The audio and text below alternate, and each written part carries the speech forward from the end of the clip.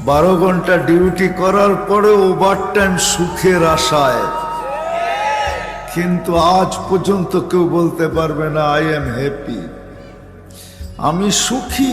এটা কেউ বলতে পারবে না। সুখী শুধু আমাদের কেক সুখী, কেকের গায়ে লেখা থাকে হ্যাপি, কেক সুখী, আমরা সুখী না।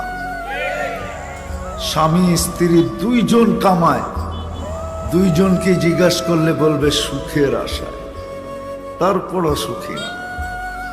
দেশ থেকে দেশান্তর হয়, তারপরও সে সুখী না। কেউ আমরা সুখী না। আজকে যা দেখতেছি চোখে, কসম খোদা। এই জন্যই উলামা ইকরাম আমাদের জন্য এরকম মাহফিল রচিত করেন। বিভিন্ন উলামা ইকরাম আসে, বিভিন্ন ভাবে বুঝাইতে চেষ্টা করে।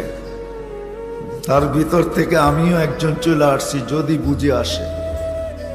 সুখী হইতে চাই আমরা, কিন্তু আমরা চাই আমরা যা ভাবি ওইভাবে, আমরা যা শিখছি ওইভাবে, আমরা যা শুনি ওইভাবে, আমরা যা চিন্তা করি ওইভাবে।